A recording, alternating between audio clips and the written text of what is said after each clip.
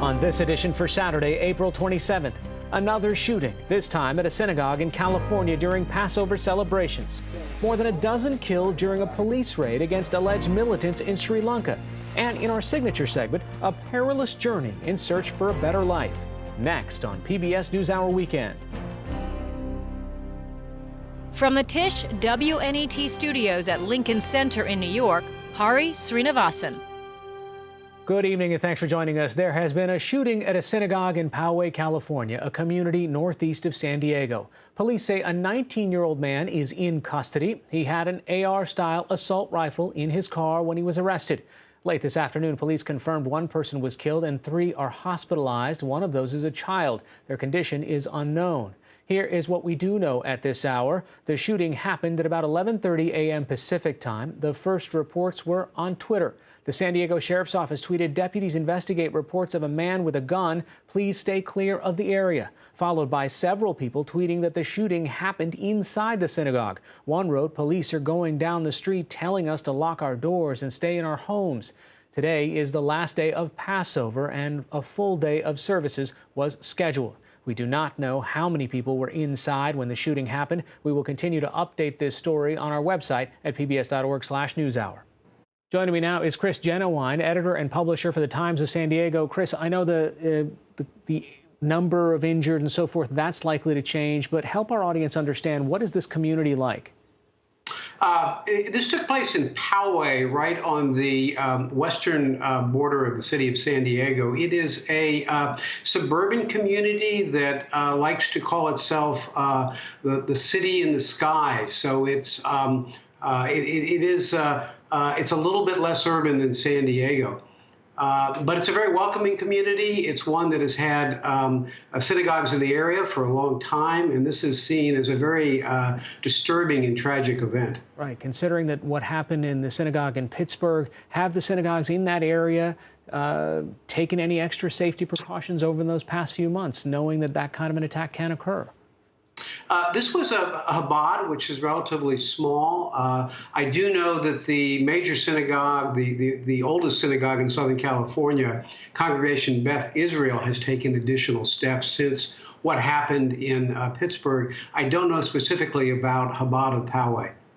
And is there an increased awareness in that community and elsewhere, considering just a week ago we had the horrible events in Sri Lanka on Easter, and then we've seen other events that end up coinciding with what should be joyous occasions and days?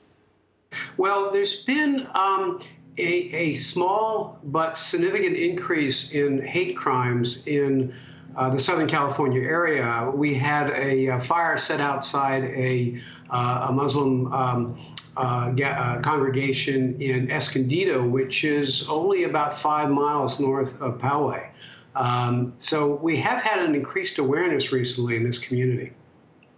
Chris, any thoughts that go through your mind as you hear this news today? Well, it's scary because we like to think in San Diego that we're tolerant, we're open. These kinds of things don't happen. They happen elsewhere. It certainly is an eye-opener today. I guess the only good news is how rapidly the authorities responded. The first reports came in at 11:30 a.m. Pacific time. Yeah. There was an arrest made almost immediately. At this point, it seems, luckily, no fatalities, but certainly injuries and a tragedy in that. All right, Chris Genuine, editor and publisher for the Times of San Diego, joining us via Skype tonight. Thanks so much.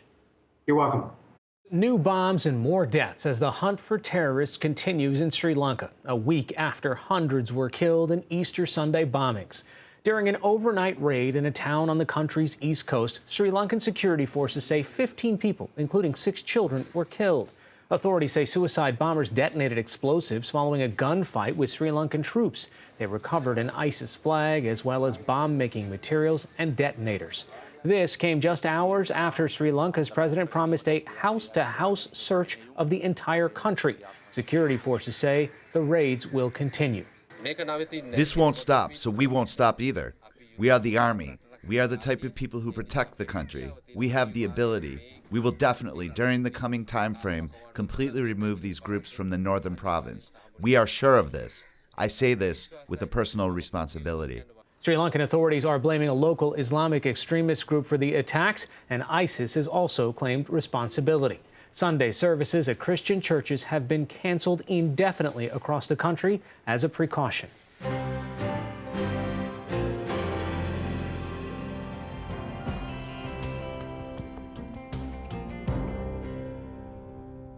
Passage from one country to another is never easy for migrants forced to depart or even flee their homes due to want or war or persecution.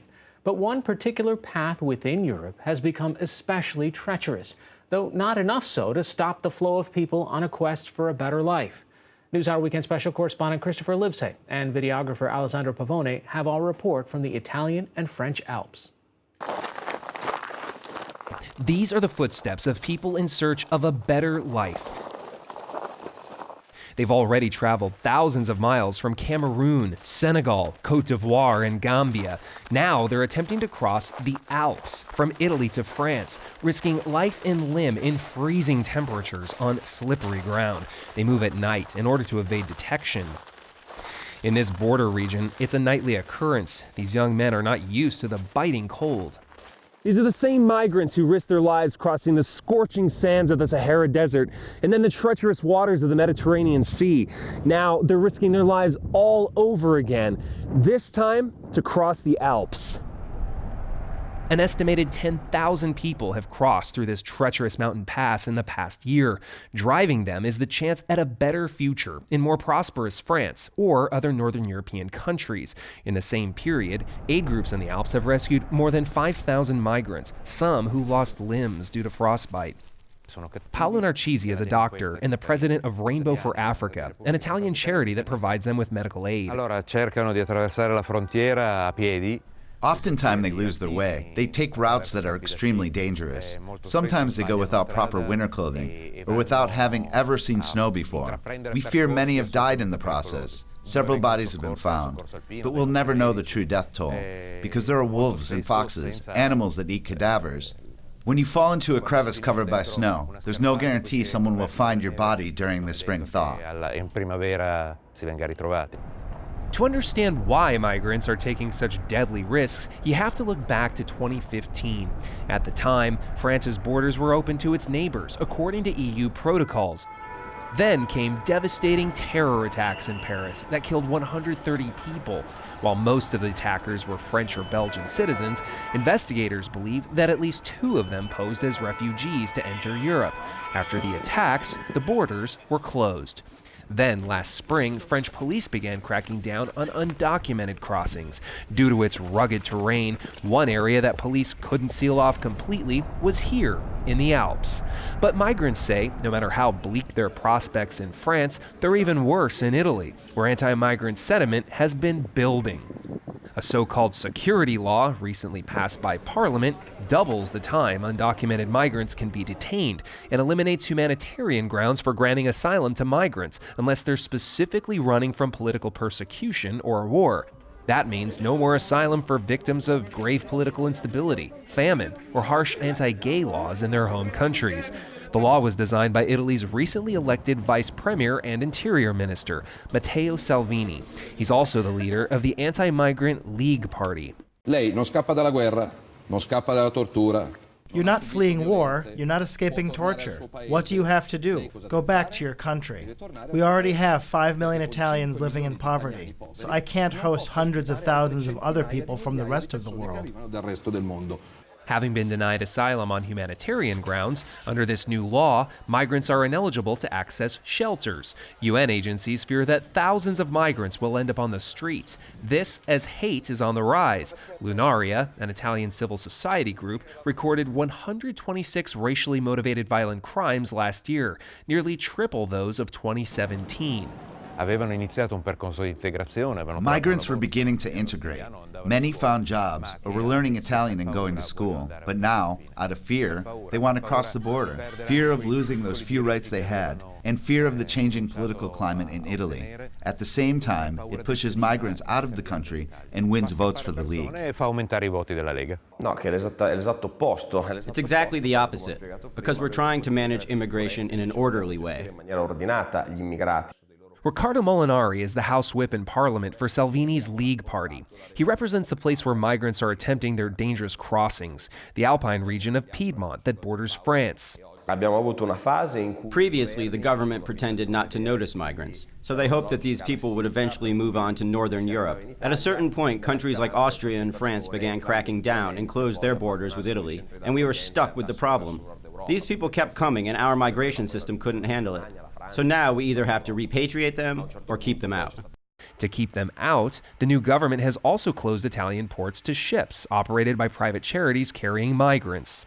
We blocked what was in fact an invasion of our country. We had an influx of 200,000 people per year, the large part of which were illegal. With the new government, we tightened the screws and reduced migrant arrivals by 95%. But in the meantime, you have hundreds of thousands of migrants who are already here. Thousands of them have already crossed through the French Alps. Some have even died or hurt themselves very severely. Obviously, no one wants any harm to come to these people, but the best way to save lives is to prevent migrants from coming in the first place. As for those who are already in Italy, some, like these migrants, are determined to get out. Most are originally from former French colonies and speak French, something that didn't help them in Italy, but they hope will land them a job in France. Some are prepared, others are not. One, named Mori, says he's afraid to show his whole face in case he gets caught. Why are you risking your life?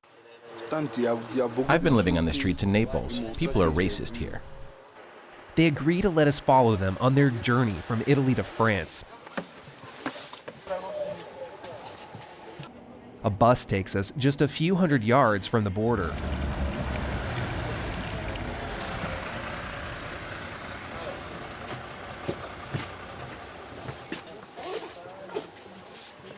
They're stopped by Red Cross volunteers and told to turn back because of the physical danger. If people get hurt, we have to take them back to Italy, of course. They ignore the warnings, but they don't know the way. Okay, so these guys are completely lost. They don't know which way the French border is. They head off-road to avoid being spotted. I'm pretty sure there's the police coming up right behind us. Elias Soso is originally from Gambia. He tells me that on his way to Italy, passing through Libya, he was arrested for illegal migration and abused while in detention in a migrant camp. First, you risked your life going to Libya. You crossed the desert to go to Libya. Then you risked your life crossing the sea to go to Europe. And now you're risking your life to cross the mountains. It's very, very dangerous. You're aware of this. They wander onto a ski slope and march into the unknown. No map, no compass, no flashlight. Soon, they'll have only the stars to light their path. It's roughly 7 miles to the nearest town in France, but that's if you cross through the official checkpoint. Instead, they'll have to wend their way through icy peaks to avoid border patrol. They weigh their options. So they're worried they want to turn around? No. They want to make you so... Eventually, the risks become too great to continue filming. It's just getting way too dangerous. They're climbing straight up a very, very icy mountain that's intended for skiers, not for people who are lost, which includes me at this moment. We tell them we won't be accompanying them further. Bocca al lupo, grazie. Good luck. Good luck. Okay?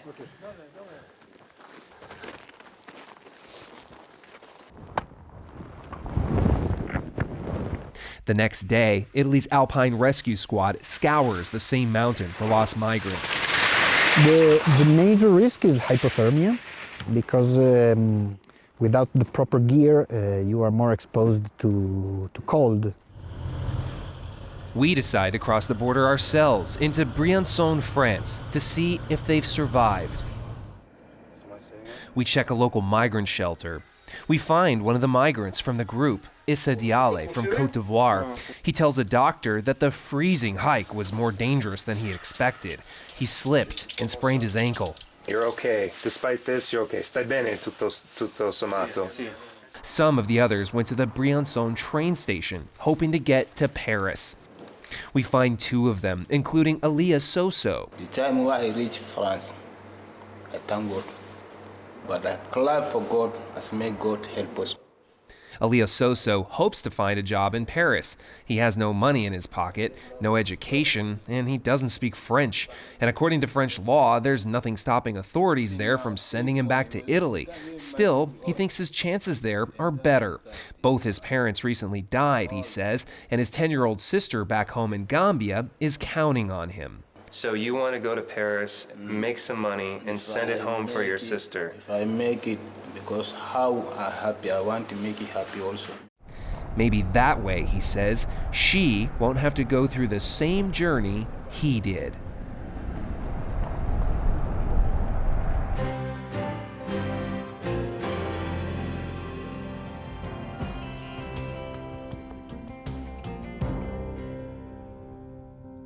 One in 7 women experience depression during or after pregnancy. 1 in 5 postpartum deaths is by suicide. Lack of mental health support can cost mothers their lives. And that's why Arizona psychologist Sunia Luthar is on a mission to discover what moms need for lasting resilience and well-being. Here's that story from our partner station, Arizona Public Media. When I first had Brooks, so that was almost 4 years ago now, oh boy, my postpartum experience was completely different than what I had in mind that it would be. We see all these highlight reels of the newborn babies and the moms that are smiling and everybody looks so happy and it's like it's all magical and it's gonna be good. And yet emotionally I was very anxious, super anxious. I mean, I have family close by and they're so helpful, and yet still on a day-to-day basis we can feel very alone. When feelings of postpartum anxiety and isolation overwhelmed her, it caught Brian Michael by surprise. Yet her experience isn't unusual among new moms. The most common complication of giving birth is mental health issues. We screen every single mom. If you've been pregnant, anybody of you that's been pregnant knows you got to pee on a stick every time you go to a doctor's office, and they're checking you for ketones. They're checking your vitals because they're worried about diabetes. They're worried about hypertension. But those are 3 to 5% risks, whereas risk of a postpartum mood disorder or anxiety disorder, we're looking 15 to 20%. And the problem is we don't think of these as fatal illnesses, but they are. They are fatal illnesses. People die.